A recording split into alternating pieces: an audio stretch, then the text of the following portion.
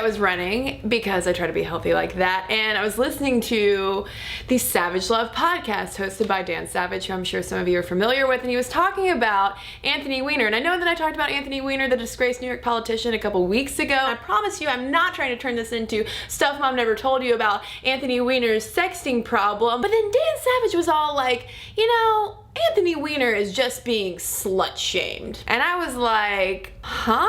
And he goes on and says, you know, because men can be slut-shamed too. And I was like, huh, let's talk about this.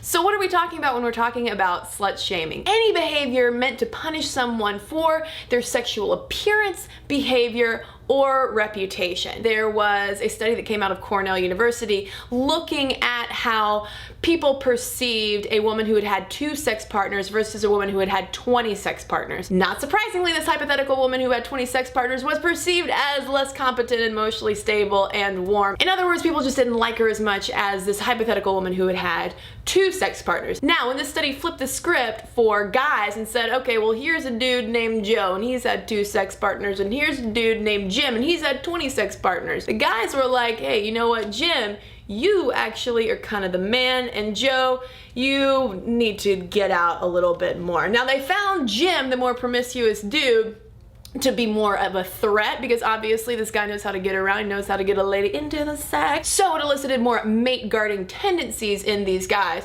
But on the whole, Studley Jim was considered more Mac Daddy, whereas Studley Jane was really just considered slutty Jane. So that's why this question of can men be slut-shamed even exists, because a lot of times women are the ones on the receiving end of the most severe negativity. What other people had to say about this was similar to my reaction of, yeah, absolutely it can happen, but it does not happen nearly as much to men as it does to women, and the penalty for slut-shaming against men versus slut-shaming against women is lighter. And by that, what a lot of people bring up is that slut-shaming often, in its very worst form, is used to excuse sexual assault against women. If you have a woman who is known to have sex crazy, she might have a number of sex partners, she might not be in a monogamous relationship. If something non-consensual happens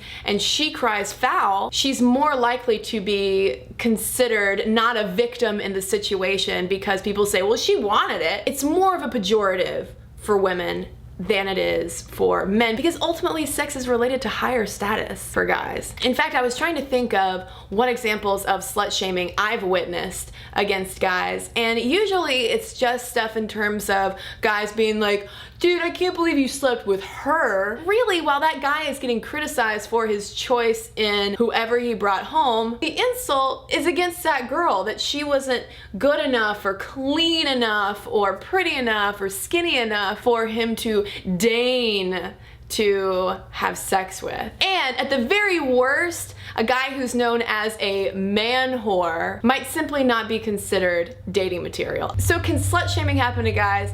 I think that it definitely can and does, but in a different sort of way as it does toward women. Guys, I really want to hear from you on this. Is this something that you've ever experienced, or something that maybe you've done to other guys? Have you judged guy friends for sleeping with a ton of women or with a ton of guys? Comment below on what you think. Can men be slut-shamed? And as always, don't forget to subscribe.